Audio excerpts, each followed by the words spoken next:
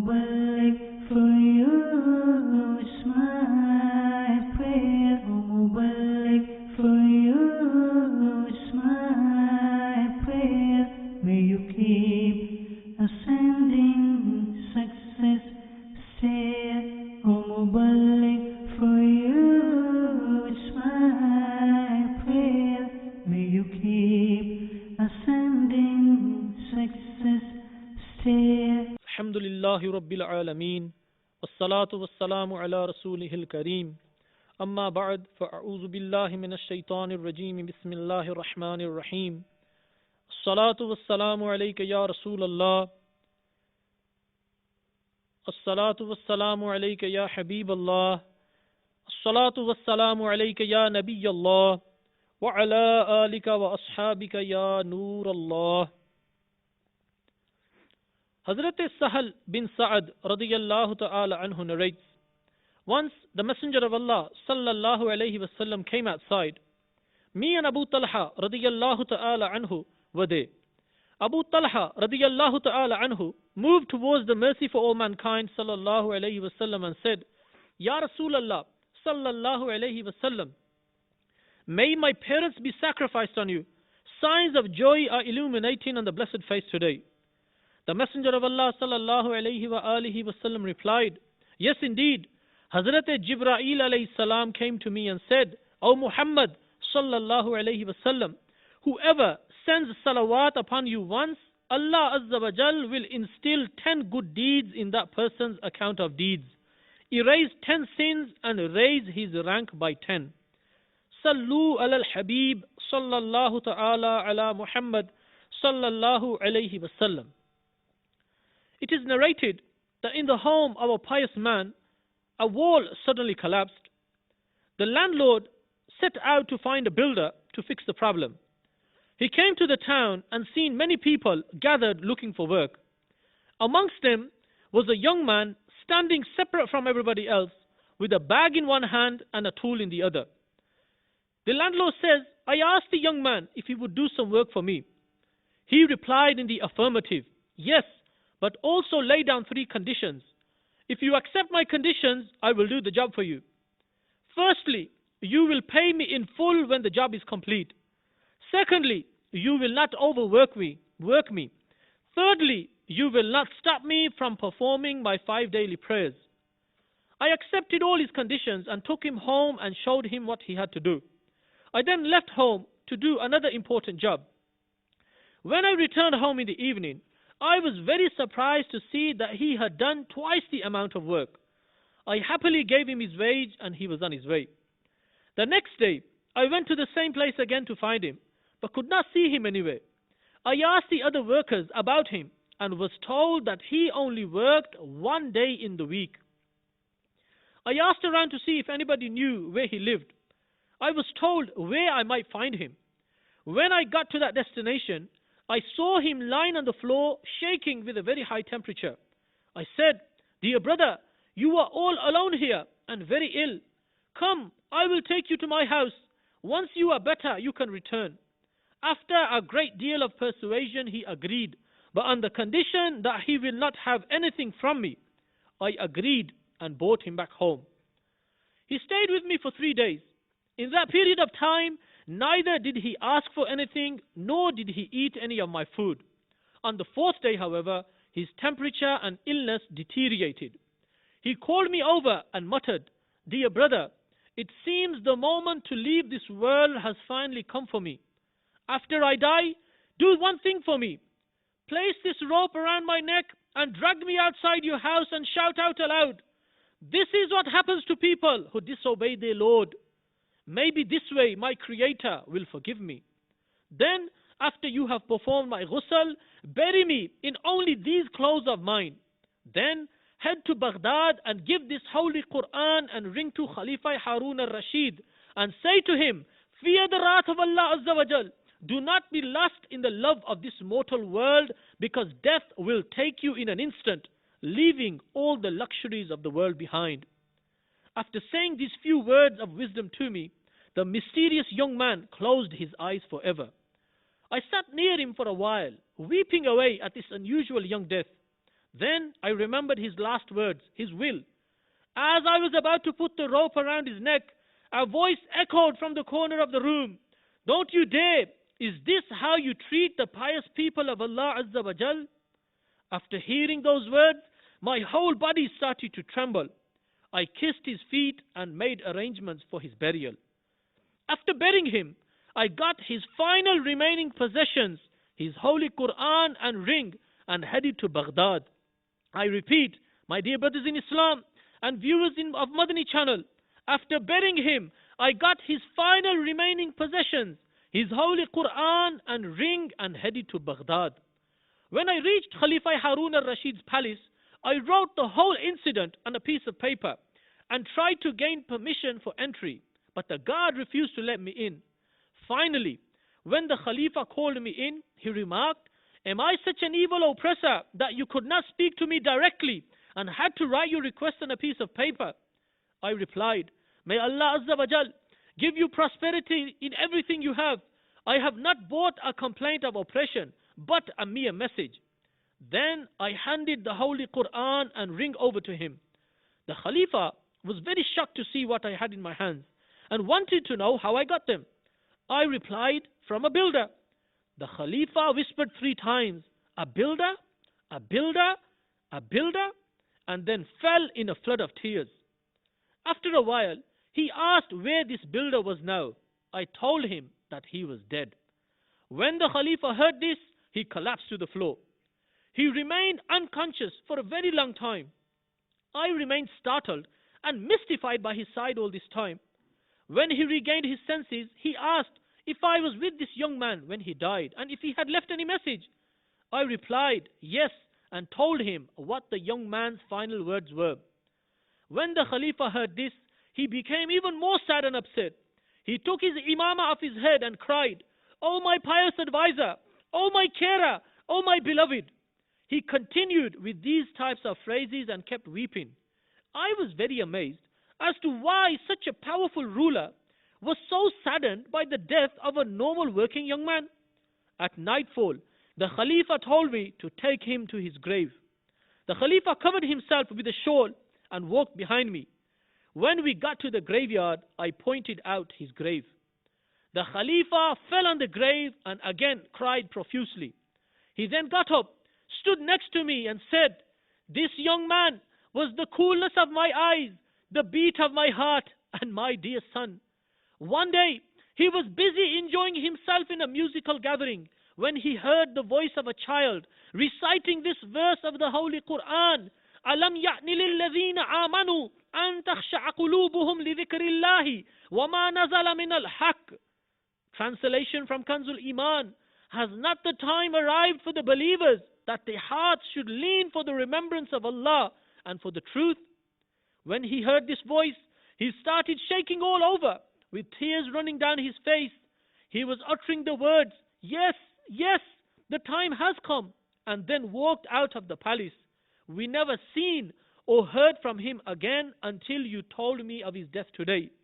"Dila ghafil na ho yakdam, ye duniya chhod jana hai, baghiche chhod kar khali zami andar samana hai, tera nazuk badan bhai jo lete sej phoolon par, ye hoga ek din bejan ise कीड़ों ने खाना है, न बेली हो सके भाई न बेटा बाप ते माई, तो क्यों फिरता है सौदाई, अमल ने काम आना है, कहाँ है जोरे नमरूदी, कहाँ है तख्ते फिरौनी, गए सब छोड़ ये फानी अगर नादान दाना है, अजीजा याद कर उस दिन कि इजराइल आएंगे, न जावे कोई तेरे संग, अकेला तूने जाना है, जहां के शगल में शागिल, खुदा के जिक्र से गाफिल, करे दावा कि ये दुनिया मेरा दाइम ठिकाना है, गुलाम इकदम न कर गफलत, हयाती पर न हो गुर्रा, गुलाम इकदम न कर गफलत, हयाती पर न हो गुर्रा, खुदा की याद कर हरदम कि जिसने काम आना है." My dear brothers in Islam and viewers of Madani channel, in these troublesome and problematic times, it is very easy to commit sins, but very hard to do any good. The Satan and our ego, our nafs, are using their full power against us, and it has become very hard for us to keep away from sins. But beware, the enjoyment when committing these sins will lead us only to one thing: destruction. Therefore, before the angel of death is standing by our side, and we leave our family and friends crying over us, leave the luxuries of this mortal world, and go and lie asleep next to thousands of our new neighbors in the darkness and loneliness of the graveyard, we need to think of a way to keep away from these sins. We need to repent sincerely in the court of our merciful Lord Azza wa Jal, because it is only sincere repentance that will wipe out all types of sins from our account of deeds. As the Holy Quran states, وَهُوَ الَّذِي يَقْبَلُ التَّوْبَةَ عَنْ عِبَادِهِ وَيَعْفُو عَنِ السَّيِّئَاتِ وَيَعْلَمُ مَا تَفْعَلُونَ. Translation from Kanzul Iman. And it is He who accepts the repentance from His bondmen and overlooks the faults, and He knows what you do. The Messenger of Allah Azza wa Jal wa sallallahu ta'ala alayhi wa alihi wa sallam has said, the one who repents from his sins is like the one who didn't even commit the sin. Hazrat Anas radiyallahu ta'ala anhu narrates a majestic saying of the Messenger of Allah sallallahu alayhi wa sallam. Allah Azza wa Jal says, O son of Adam, whenever you call out to me, I forgave your sins. I don't care if your sins reach the sky. If you repent, I will forgive you, as I am the most forgiving. If you come to me with sins that have filled up the whole earth, I will forgive you, as long as you haven't committed any shirk. My dear brothers in Islam and viewers of Madani channel, Hazrat Anas radiyallahu ta'ala anhu further narrates, the Messenger of Allah sallallahu alayhi wa sallam has said, when a person repents from his sin, Allah Azza wa Jal makes the writing angels, the Kiraman Katibin, forget that sin. Similarly, Allah Azza wa Jal makes his hands and feet and even the place where he committed the sin forget everything. Therefore, when he will meet his Lord, there will be no witness to the sin which he had committed. My dear brothers in Islam, we learn from this wonderful narration of the Messenger of Allah sallallahu ta'ala alayhi wa alihi wa sallam, that when we are busy committing sins, there are witnesses amongst us. Amongst the witnesses are the two angels which sit on our shoulders, known as the Kiraman Katibin. And we also learn from this narration of the Messenger of Allah sallallahu ta'ala alayhi wa alihi wa sallam, that when a person repents from his sin, Allah Azza wa Jal makes his hands and feet and even the place where he committed the sin forget everything. So we learn from this, when we are committing sins with our hands and with our feet, these hands and feet will be witness on the day of judgment of what we are committing today. Similarly, where we are committing the sin, the room where we are committing the sin, the surrounding where we are committing the sin, those four walls, that roof, that floor, the doors, these are also witness to the sin which we are committing. But look at the mercy of Allah Azza wa Jal, that when a person repents sincerely from the sins which he has committed, Allah Azza wa Jal makes the writing angels forget that sin. Similarly, Allah Azza wa Jal makes his hands and feet and even the place where he committed the sin forget everything. So when he will meet his Lord Azza wa Jal on Yawmil Qiyamah, on the day of judgment, there will not be a single witness to the sin which he had committed. My dear brothers in Islam and viewers of Madani channel, the importance of repentance can be outlined by many narrations by the King of all prophets, the Messenger of Allah sallallahu alayhi wa sallam, and many quotes and words of wisdom from our pious predecessors.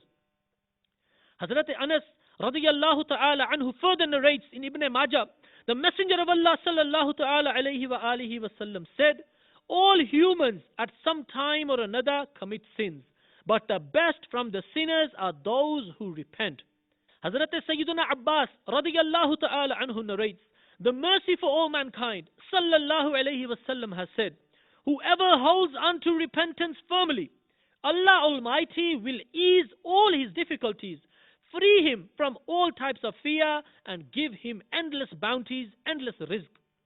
Hazrat Anas radiyallahu ta'ala anhu narrates that the mercy for all mankind, the Messenger of Allah, the jewel in the crown of prophethood, Sayyiduna Muhammad sallallahu alayhi wa sallam has said, like metal, our hearts too catch rust.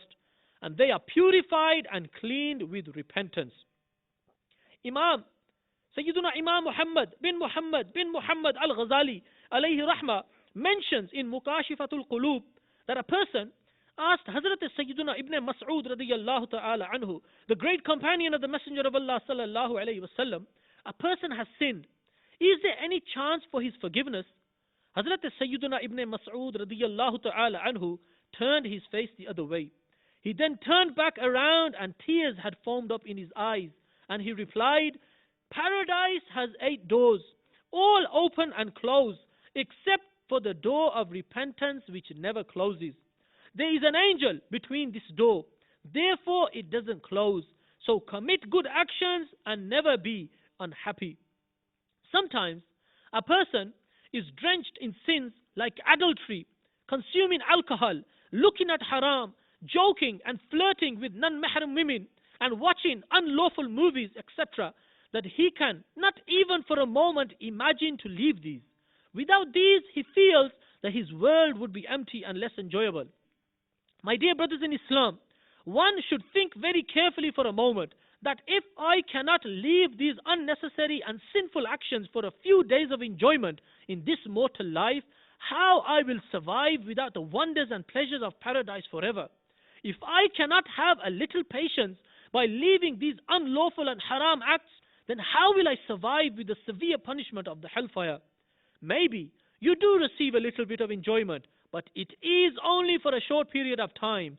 The resulting misery will be for a very long time.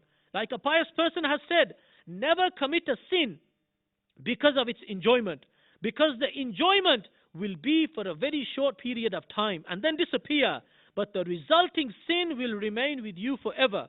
And never leave a good deed because of its difficulty, because the effect of difficulty will be short-lived, but the good deed will remain with you forever. My dear brothers in Islam, once the great Wali of Allah Azza wa Jal, Hazrat Zunnun Misri alayhi rahmah, was walking along the river bank when suddenly he seen a scorpion run hurriedly past him and towards the river. He was shocked to see that as he reached the river, a toad came up from the river. The scorpion got onto its back and the toad started to take it across.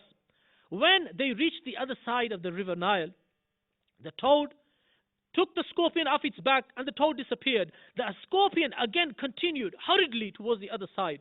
Hazrat Zunnun Misri alayhi rahmah was amazed and pursued this scorpion to see where he was going in such a hurry. And he seen that the scorpion was heading in the direction of a tree.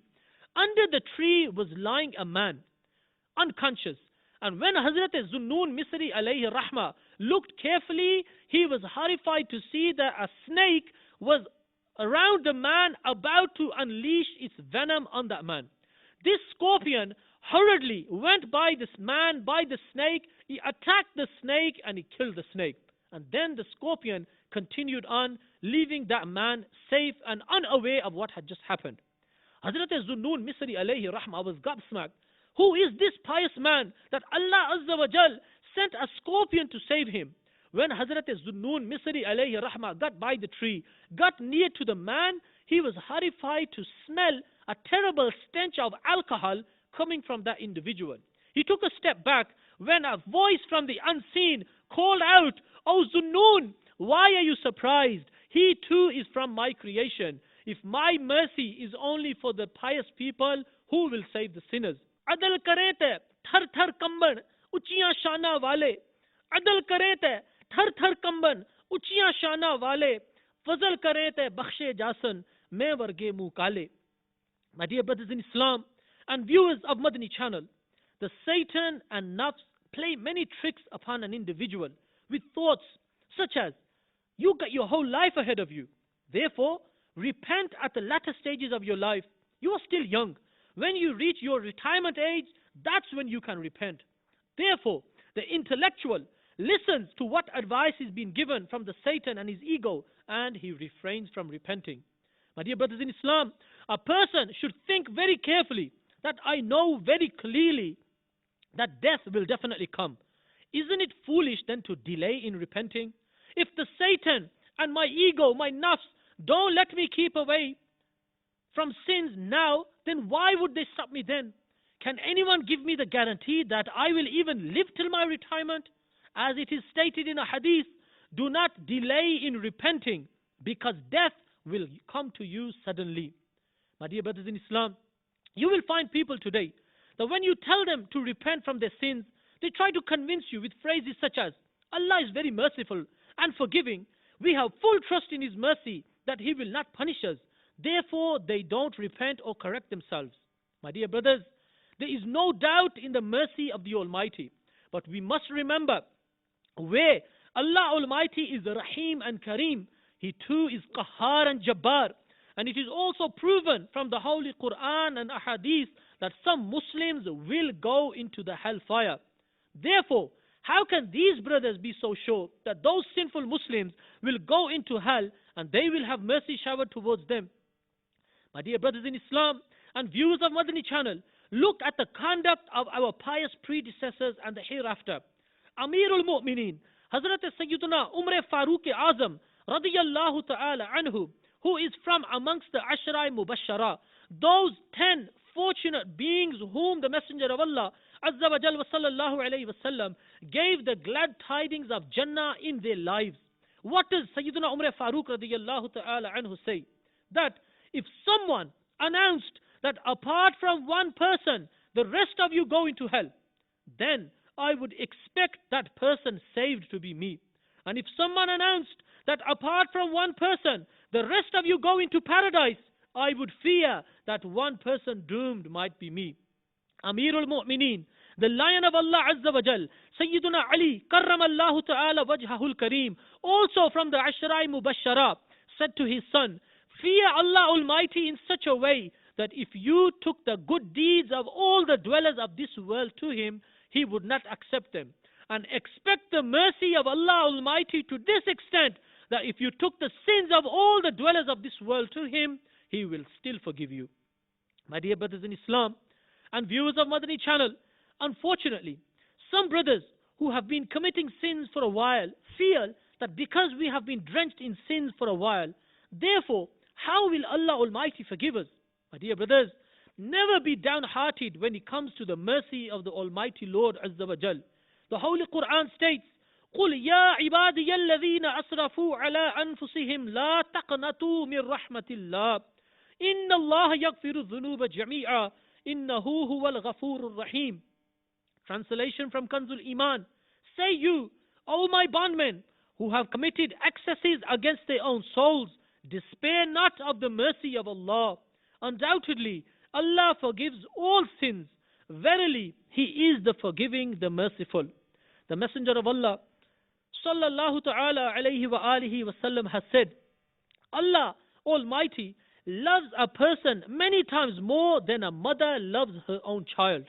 My dear brothers in Islam, another way to keep ourselves safe from the trickery of Satan and the trickery of our ego and to keep away from sins is to try and remain amongst a company, such a company which will help us keeping away from sins and gaining the pleasure of Allah Azza wa Jal by committing good deeds. Alhamdulillah Azza wa Jal, one of these companies is the Madani environment of Dawat-e-Islami, an international, non-political movement of the Holy Quran and Sunnah, which Alhamdulillah Azza wa Jal, through our Shaykh Tariqat, Amir Ahl Sunnah, the founder of Dawat-e-Islami, Hazrat Allama, Maulana Abul Bilal, Muhammad Ilyas Attar Qadri, Damat Barakatuhumul Aliyah wal Qudsiyah, is spread out through the corners of the globe. And Alhamdulillah Azza wa Jal, via Madani channel, even the furthest regions have been reached. My dear brothers in Islam, Dawat-e-Islami, Alhamdulillah Azza wa Jal, is such an organization that if we keep ourselves attached to this Madani environment,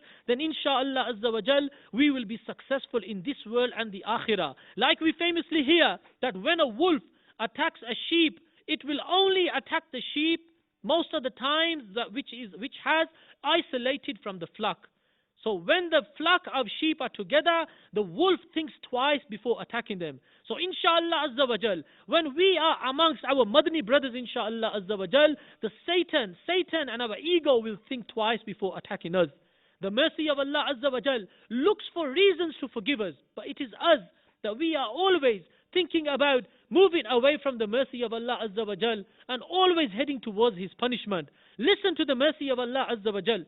As narrated in Tirmidhi Sharif, Hazrat Sayyiduna Abu Huraira radiyallahu ta'ala anhu narrates, two people will be brought out of hellfire. Allah Almighty will say to them, the punishment you received was because of your own sins. I would not oppress or punish any creation of mine. Then they would be ordered into hellfire again. One will start to run as fast as he could, saying, the burden and punishment of sins has scared me so much that I do not want to show any type of laziness towards another order. The other, however, will say, O Allah Almighty, I always thought and hoped for the best, that after bringing us out of hell once, your mercy will not accept sending us back again. Allah Azza wa Jal's ocean of mercy will come to a height, forgive them both and order them into Jannah. My dear brothers in Islam, this is the mercy of Allah Azza wa Jal. Let us rush towards the mercy of Allah Azza wa Jal. Let us make sincere intentions that we will inshaAllah Azza wa Jal keep away from sins. The previous life, our previous life where we have committed sins, we will inshaAllah Azza wa Jal, listening to all these benefits and virtues of repenting in the court of Allah Azza wa Jal, also have this in our heart and in our mind to seek repentance from our merciful Lord Azza wa Jal, who loves the ones who repent in His court. Alhamdulillah Azza wa Jal, my dear brothers in Islam, try to keep yourselves attached to this Madani environment of Dawat-e-Islami, where Alhamdulillah Azza wa Jal, our Shaykh Tariqat, Amir Ahl Sunnat, Damat Barakatuhum al-Aliyah wal-Qudsiyah, has given us many ways of keeping away from sins. Alhamdulillah Azza wa Jal, you have the Madani In'amat, a compilation of 72 points which Amir Ahl Sunnah Damat Barakatuhum al-Aliyah has compiled for the Muslim Ummah.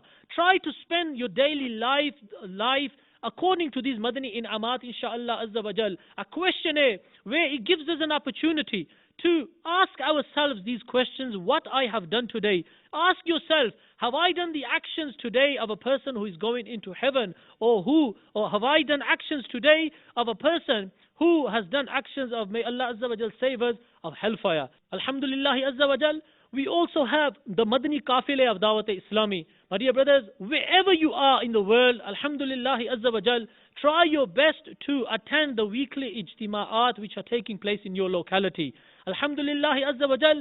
Similarly, we have the Madani Kafile of Dawat-e-Islami, where a group of brothers travel in the way of Allah Azza wa Jal, acting upon the sunnah of Allah's beloved Habib sallallahu ta'ala alayhi wa alihi wa sallam, by traveling in the way of Allah Azza wa Jal. And we learn about the virtues, the blessings of traveling in the way of Allah Azza wa Jal, that when a person travels in the way of Allah Azza wa Jal, he is on the path to Jannah. So my dear brothers, travel in the way of Allah Azza wa Jal. Alhamdulillah, many brothers who travel on the Madani Kafile of Dawat-e-Islami, brothers who had illnesses, brothers who had one problem or another, when they travel in the Madani Kafile of Dawat-e-Islami and prayed in the way of Allah Azza wa Jal, in the Madani Kafile, Allah Azza wa Jal removed their problems. Alhamdulillah Azza wa Jal, make intentions, keep watching Madani channel, Alhamdulillah, wherever you are. Try your utmost to attend the weekly ijtima in your locality and do your utmost to travel in the way of Allah Azza wa Jal in the form of the Madani Kafile. May Allah Azza wa Jal give us the ability to remember and act upon what has been said. Ameen bijahin nabiyyil ameen sallallahu alayhi wa sallam. Sallu ala al-habib sallallahu ala Muhammad sallallahu alayhi wa sallam. O Mubarak, for you smile.